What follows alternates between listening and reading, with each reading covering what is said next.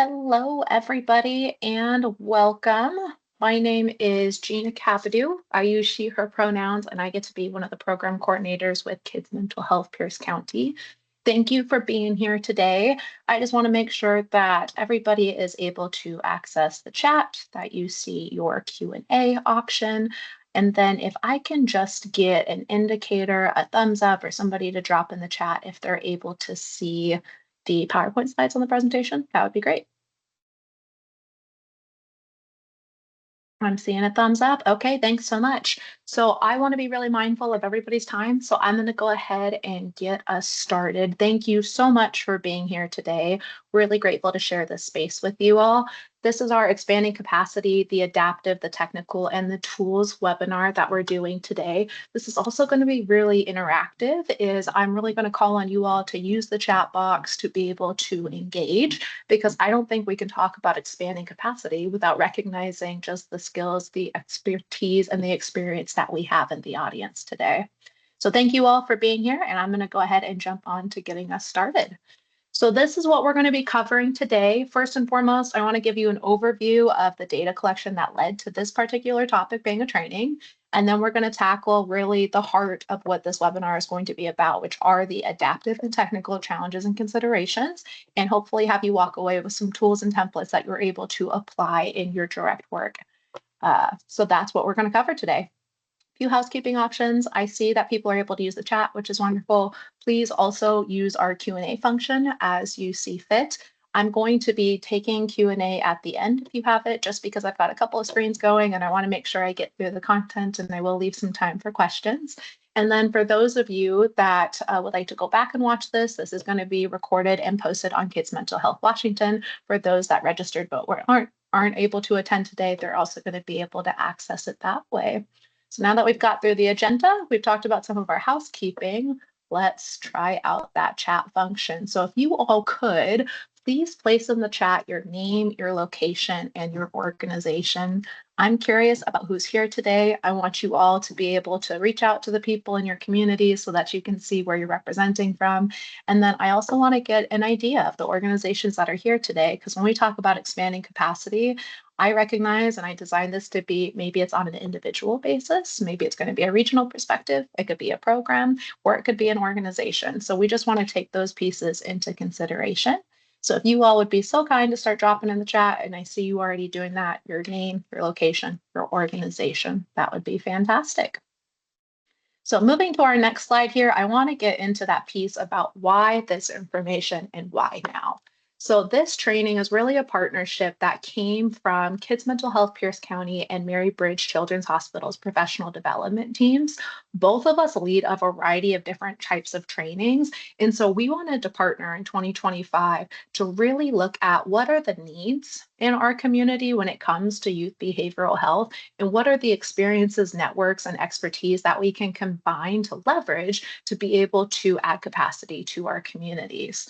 So really what happened was there was a survey that we conducted to say what were the needs for youth behavioral health. And that went to the people that are utilizing behavioral health resources, as well as the providers, and the intersectionality of those two things. And this is who actually responded to our survey. So we had a variety of different participants, whether it was our schools, community mental health, these are our first responders, crisis, we had youth and caregivers directly speaking, there are some youth serving agencies and system partners. And one of the top needs that people said that they had for youth behavioral health was training. So it seemed really applicable that Kids Mental Health in Pierce County and Mary Bridge would be able to partner on providing training and information. One of the things that we wanted to do was we wanted to be good stewards of time and resources. So we did some follow-up outreach to figure out what kind of training people wanted. And this is one of those areas that was identified. So we then, after we got that information, were able to look internally to say who on our team has the skills and the experience to be able to cater a training or a webinar to this content. And so I was really excited to take this one on, because my role with Kids Mental Health Pierce County is as a program coordinator, being over the course of the last 3 years to take the model of Kids Mental Health Pierce County and go statewide. So we now are officially fully statewide for Kids Mental Health Washington, and we've learned a lot of adaptive and technical pieces of what it takes to be able to grow a program statewide, to be able to serve all youth kindergarten through 12th grade, regardless of their insurance or their acuity, and to do it in partnership with Developmental Disabilities Community Services and our friends at the Healthcare Authority. And for me, it's been really powerful to see a model that started in Pierce County grow and become statewide, but to really learn and leverage from the regions that are taking these tools, these templates, and making it their own. So that's really what this presentation today is going to be focused on.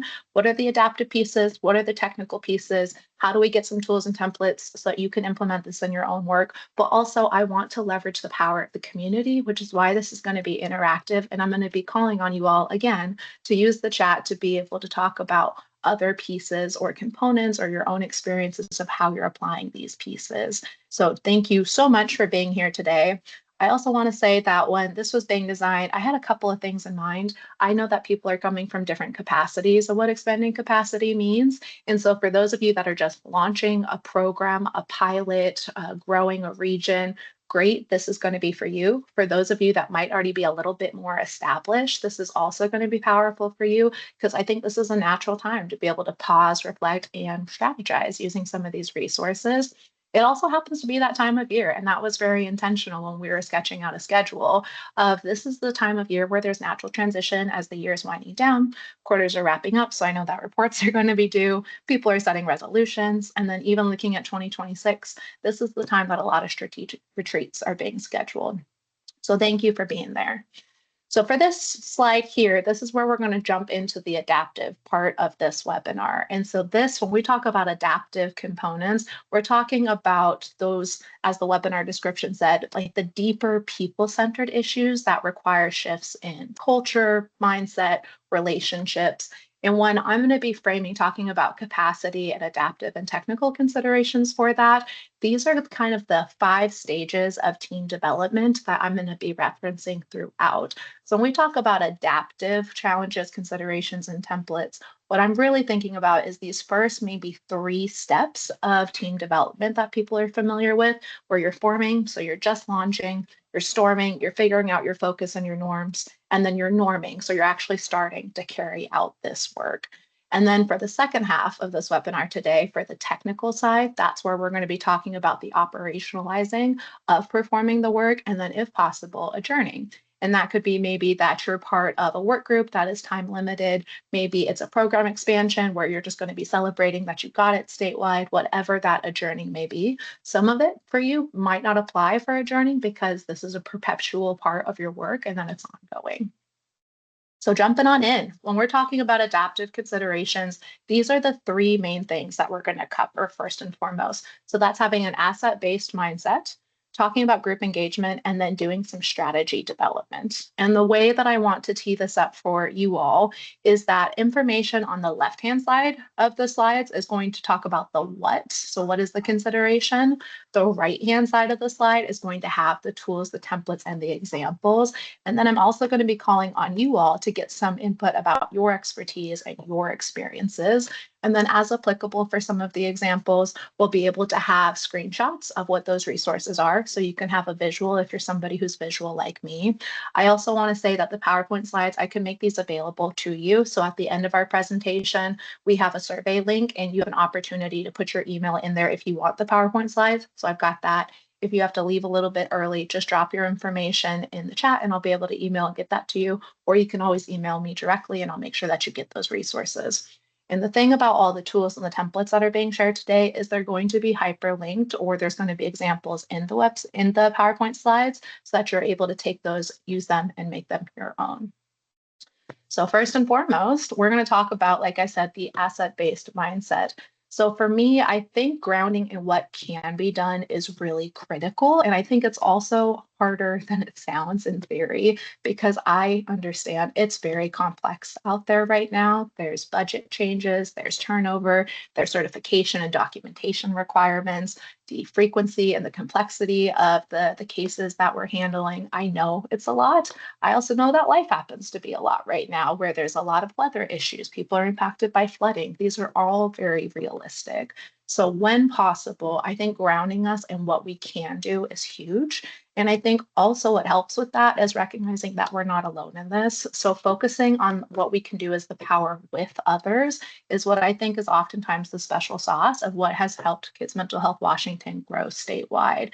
So when we focus on what we can do, I think that really is a great place to start. And recognizing that we've had over 100 people register for this webinar today is that you've got people that want to grow and do with others. So I think that's a huge opportunity. So those are the first two things I want to get us centered in when we talk about asset-based mindsets is focusing on what can be done, focus on who you have it with. And I think the quote that I got to experience at a conference I went to this year really captures that, where it's about rooting where we are, creating relationships with who's around us, and building power with one another. And I think ways that we can do that have been provided as the tools and templates that are going to appear on the right-hand side. So I think a big way of doing that is having meeting agreements. And this is where I'm going to ask for y'all's input as well. Is, here at Kids Mental Health Pierce County, we have examples of webinar agreements that we like to follow for different webinars that we put on just to get us grounded in shared values of how we're going to be able to communicate and what we can expect. But the other ways that we can highlight and live our values is by perhaps uplifting, like in our staff meetings, what kind of behavioral value we see exemplified in our work. And I think another one is that, at least for me, I get to experience as a multi-care employee, is that our evaluations that we do every year are tied to our core values. So I think there's ways that we can say these are what our values are across our program, our department, our project. And then there's also ways to hold ourselves accountable by making them visible and tying us back to those things. So I want to ask you all to put into the chat is what are some meeting agreements that you have while I pull up an example of Kids Mental Health Pierce County's meeting agreements. So what you'll see here, if I zoom in a little bit, is some of these ones that we have here. So for example, we want to acknowledge that we're all systemically taught misinformation about our own groups and about members of other groups. We also want to talk about that we can only speak to our individual experiences, that we can't speak for the populations or communities as a whole that we belong to or are part of. And then also trust. Just know that everybody is coming to this space to learn, to grow, and to share. So these are just a couple of examples. I want to ask you all, when you're doing your meeting agreements or when you've got core values, what are some of those answers that come up in your spaces? And I'm going to keep an eye on the chat to see what people are dropping in there. I see here leading with heart and strategy. I don't know if that's the organizational name, but I think those are powerful values in itself of leading with heart and strategy. What are some other meeting agreements or values that you all are experiencing or that you try to live at your organization or in your daily life? Go ahead and drop those in the chat.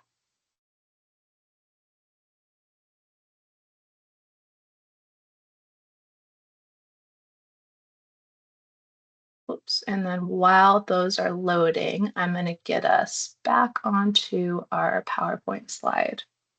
Okay, moving us forward.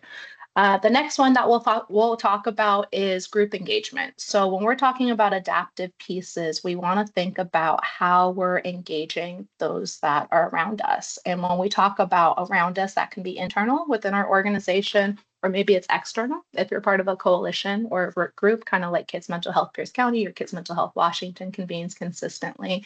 And there's a couple of pieces that you want to think about when you're doing group engagement. So first and foremost, that can be developing your group function. So what's the purpose of why you all are gathering?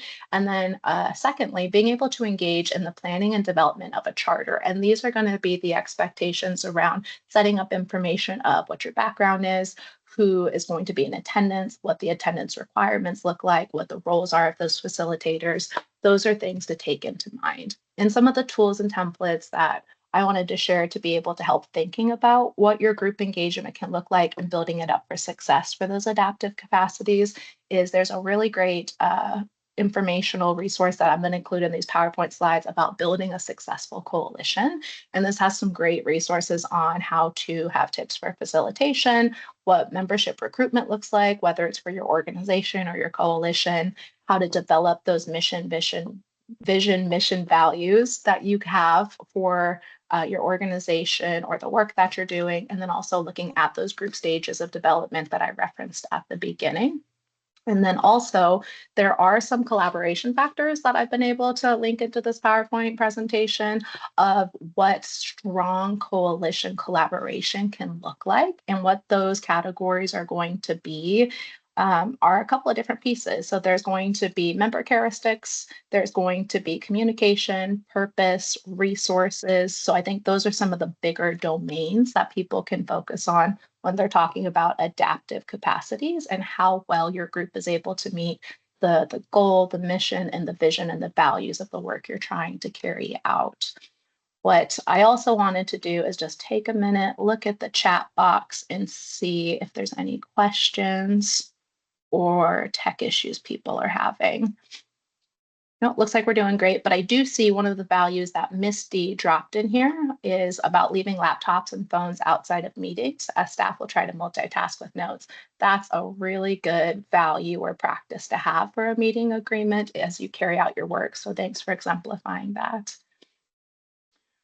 For some of those characteristics that I wanted to talk about, considering when you're talking about the cohesion of the work that you're going to be leading from an adaptive standpoint, that's these examples right here. So these are the Wilder inventory items that I just spoke to here on the left. So some of those characteristics are about mutual respect, having an appropriate cross section of members, being able to have multiple layers of decision making, being flexible, adaptable, and also considering appropriate pace of development. Those are some of the ones that I wanted to call out. What I encourage you to do with this tool here is that you can get information on some of those coalition and group dynamic characteristics for collaboration. And then there's actually a tool here where you can kind of self-rank and then look at your areas for growth or what it is that maybe you want to target. And perhaps that's a value or a meeting agreement that you bring into 2026 with you.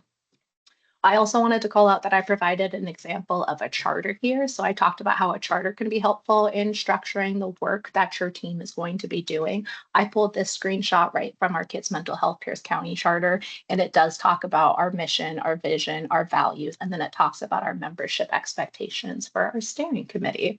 So I just wanted you to have those. The last piece of the adaptive capacities and considerations that I wanted to cover today was about strategy development. And so, what I really want to do is encourage you to start with the outcomes and work backwards. So, if you can start with your goal and then look at the strategies that tie into that, think about what those outcomes would be, and then have specific metrics. And we'll give examples of these in the technical piece to come. That's an opportunity to set yourself up for success. And you can do that with a tool or a template like a theory of change or a strategic goal. You can have SMART goals that structure that. There's different ways that you can organize that. And I'm going to show on the next slide a preview of a theory of change as an example of a way to structure your strategy. But ultimately, whatever it is that you're structuring, starting with the outcomes is a great way to set yourself up for success. And I like to use the analogy of when you're thinking about your strategy definition using the jar method. And so, if you can visualize having a jar, what you want to think of is if you fill your jar with your big rocks, these are going to be your highest priority pieces that you focus on. And then, since that takes up most of your space, you then start to put in little rocks or pebbles, which are going to be the smaller goals that you have.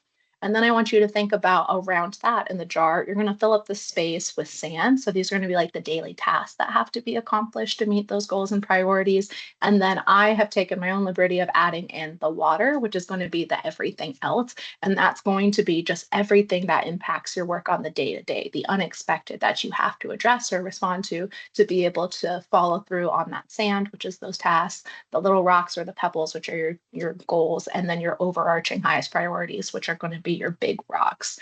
And so when we talk about having tools and templates of being able to structure your strategy development, I think your theory of change, your strategic plan, your overarching document, that's really going to be where those rocks are in this analogy. So what I want to do is make sure that I can give you an example of how you can structure that, and then we'll start talking about the technical sides.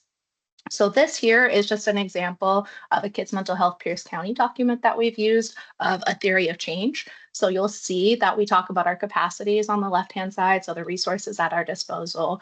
We then move over to the right of what the strategies are going to be. We talk about what the outcomes are, and then we would talk about what the metrics are that help us understand from a quantitative or a qualitative nature, the hard data, right, of how we know if we're making an impact. And all of that's going to feed up into what our ultimate goal is on that right-hand side.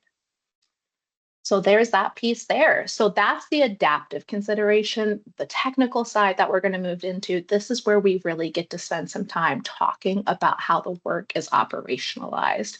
So I talked at the beginning about when we are doing this presentation using the stages of development to be the framework that we're looking at. So if the adaptive pieces in the first half really focused on the forming, the storming, the norming, this is where we start to carry out the technical aspects of the norming, performing, and adjourning.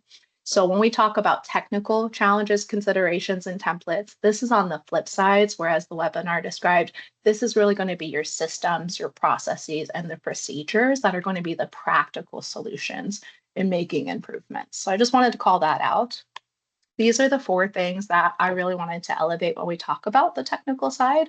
And so that's going to be identifying your network, that's going to be measuring your outcomes, organizing your work, and sharing your impact.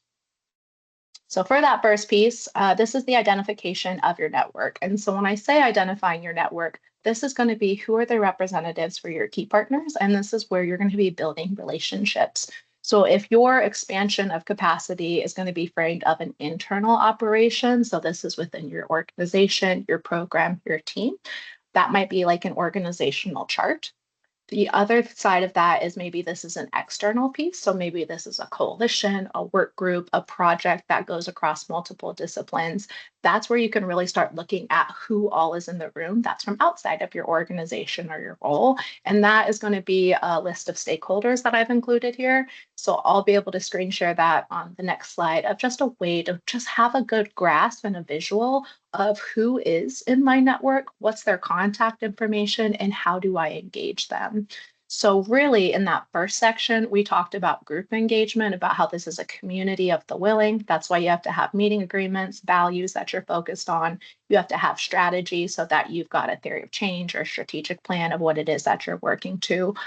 Regardless of what it is you're focusing on, whether it's internal or external, you have to understand the why that's driving that willing. And it could be that your values are something for your organization that people personally, professionally really align with. Maybe it's a deadline or it's an expectation from a funder. Maybe there's a financial incentive. Whatever that reason is, it's really about leveraging that power of your team. So, what I want to call on you on is to drop in the chat about when you're thinking about your network of who you know, who you don't know. I want you to also think about where you're meeting these people. So if it's internal, are you meeting them in a one-on-one, whether it's with your supervisor or you are a supervisor, so this is with your team? Is it going to be your staff meetings that you do once a month? And maybe that's you bring all of your departments in.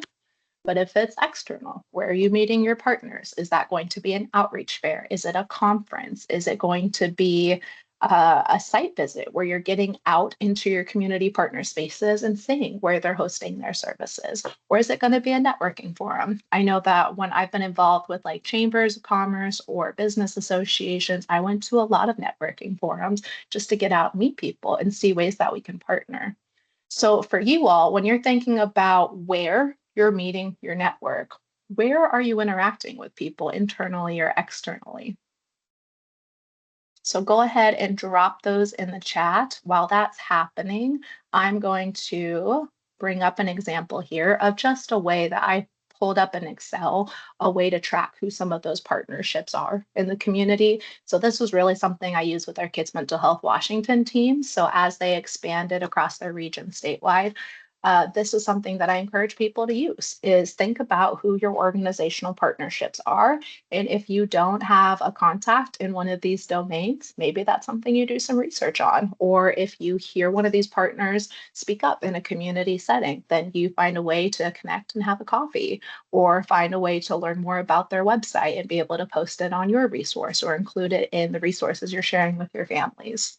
So I really want to encourage that however you keep your document or your just outreach map, that you're really finding, at least for an internal capacity, who are like your heads of departments or who are your contacts across different domains. So maybe that's who's in HR, who's in marketing, who's going to be in strategic development, thinking about where your web is so that you know who to contact. And then think about who you don't have relationships with or an identified contact, and maybe making an additional effort to be able to get to know who those partners are and ways that you can work together. If you're coming to this from a fundraising perspective, think about how you can diversify your portfolio. Fundraising is something I did in one of my previous roles, and I would look at who my public funders are, my private funders, who are my individual donors and givers that are opening up their wallets and contributing. But then I would also look at who are my faith-based organizations that are donating, who are my service clubs like Rotary, Kiwanis, and being able to say what's the percentage of funding that's coming from my portfolio to make sure it was really diversified and it was balanced. So those are ways that you can look at this of just thinking about who it is. The other thing that I want to encourage you all to drop in the chat is once you have an idea of who your network is, where can you include this? I know in one of my past roles, I was a center coordinator. And so I had a binder with different business cards, and I even had a Rolodex that would sit on my table that had all of my contacts. But as I also moved into leadership, then I would make sure that some of our key community partners and organizations that we got to work with were part of orientation or onboarding. I know something that I get to do even today is I make sure that for our Kids Mental Health Washington program, if there are any staff changes statewide, that I have an Excel document where I keep that really current and then I share it out with our partners as we have changes, just so everybody knows who everybody is. So those are some things that I wanted to speak to. The next part that I wanted to call your attention to is being able to measure outcomes. So this is a technical piece that we really have invested a lot of time in as Kids Mental Health Washington over the last couple of years to be able to show the impact of what our program is. So once you've mapped out who your network is, like we just covered, another big piece that ties into that strategy development, where we have the slide with the theory of change, talking about goals and that jar analogy of your big rocks, your little rocks, your sand, your water. This is how you start to look at measuring outcomes to show the impact of what those tasks are going to be. So on the left-hand side, I really encourage you, again, starting with the outcomes because what's measured is changed. And that was something that was told to me early in my career. So the data is really going to be able to show you your performance, your impact, and those things that you want to capture. When you're thinking about what the outcomes are, I really encourage you to think about what's the function of what you're collecting. Are you trying to see the prevalence of a theme in a community? Are you looking at quantities? Are you trying to measure how responsive your services are? Is there a measure of change on a clinical tool that you're thinking about?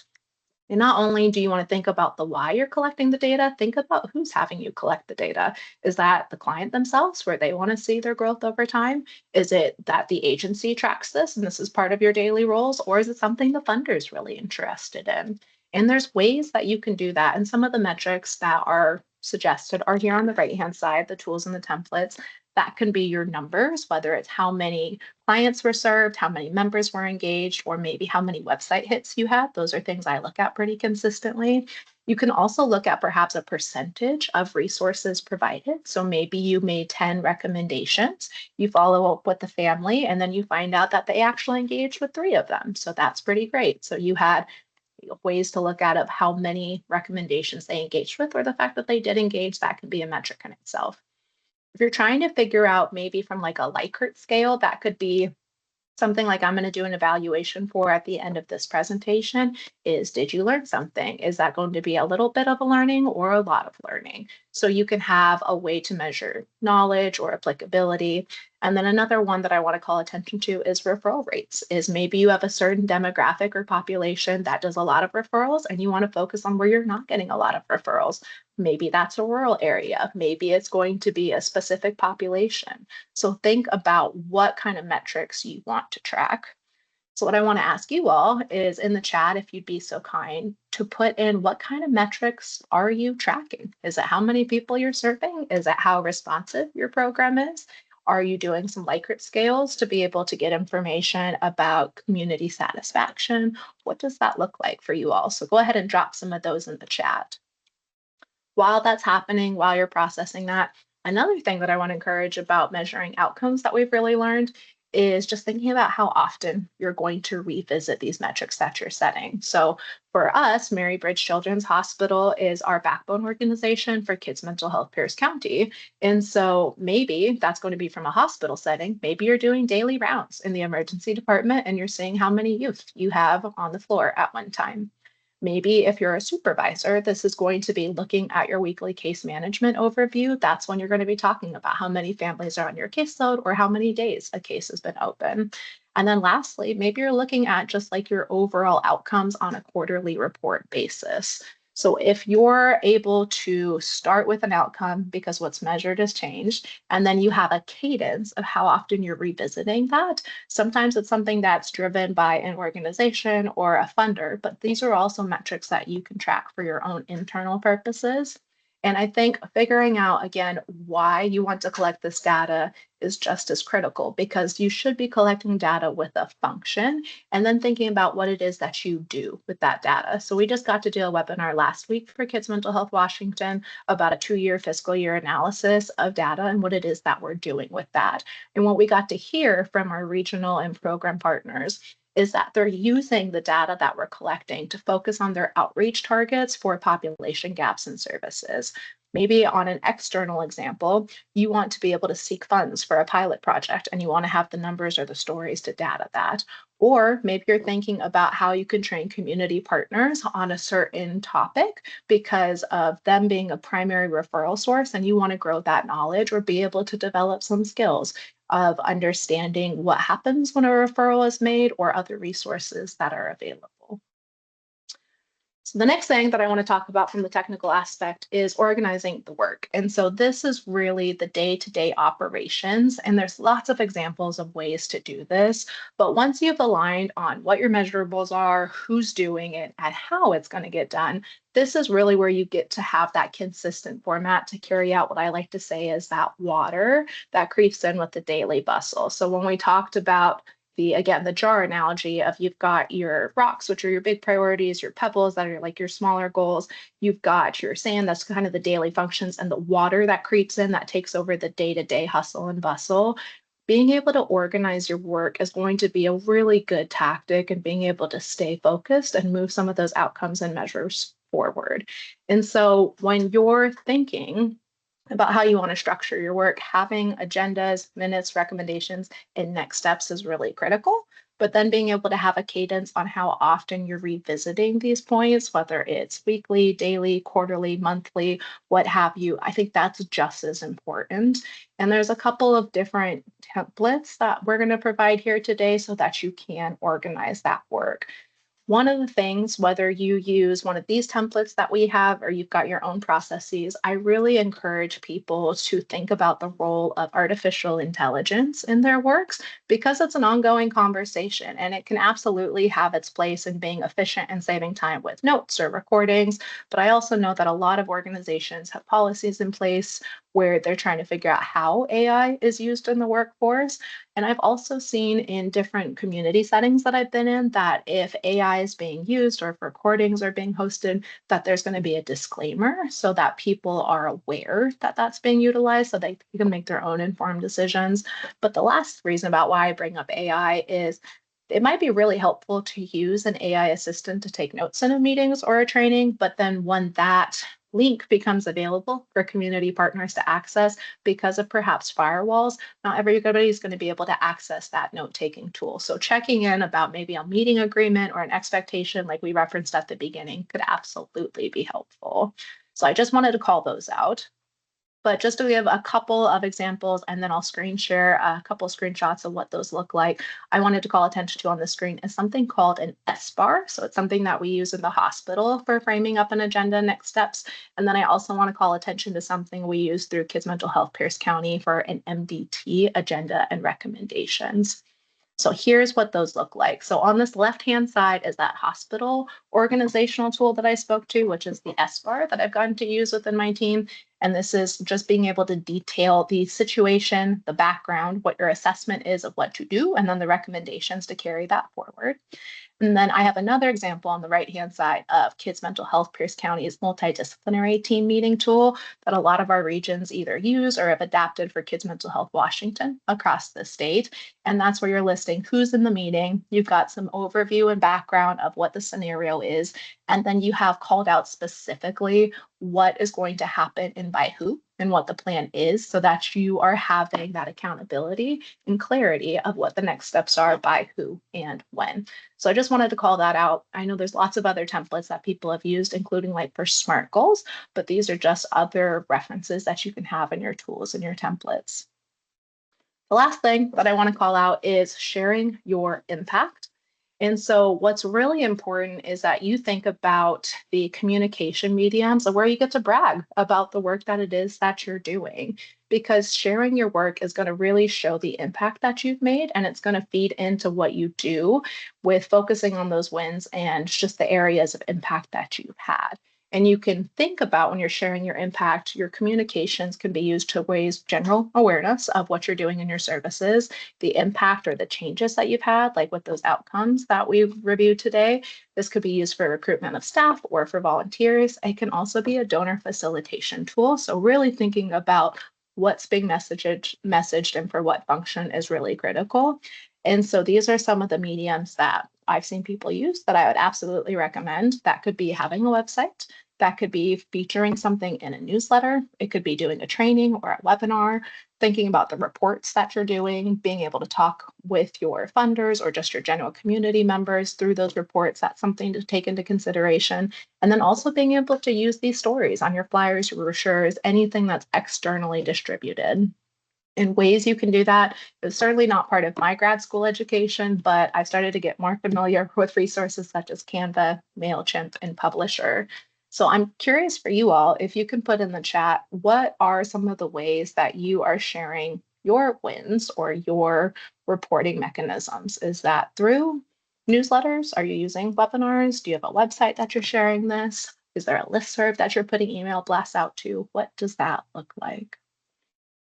So I'm going to pause here. I'm going to take an eye on the chat and see if there's information in there, call out some of those things that people have shared, take any Q&A that might have come in, and then I will close with my information for further contact and then our survey as well.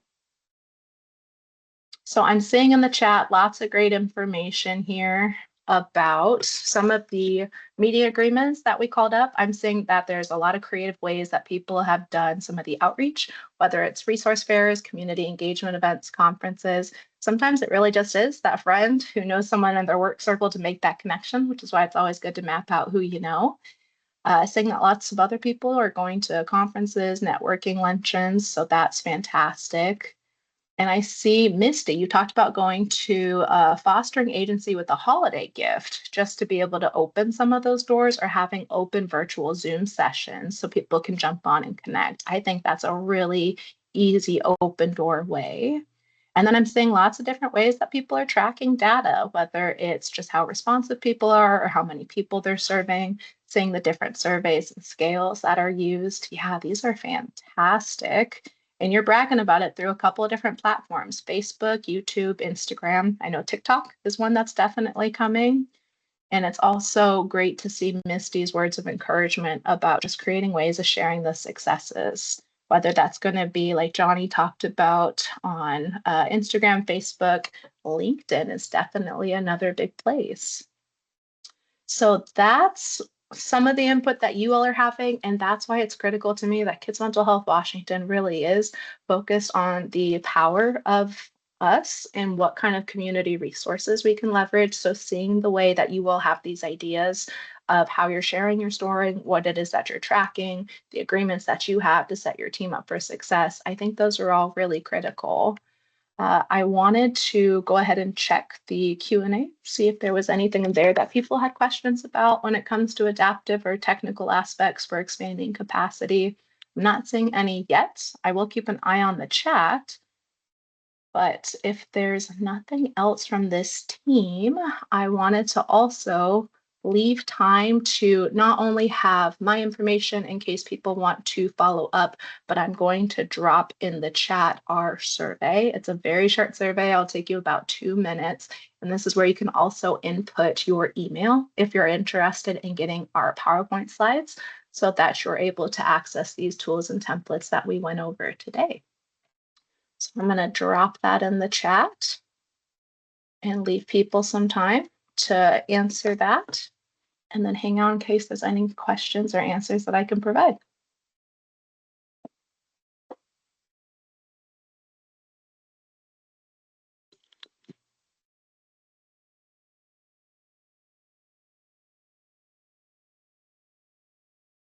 All right. With that, I just wanted to thank everybody for being here today. I did drop in the chat the survey for the webinar. I will make sure that I get Sue those webinars or these PowerPoint slides, no big deal.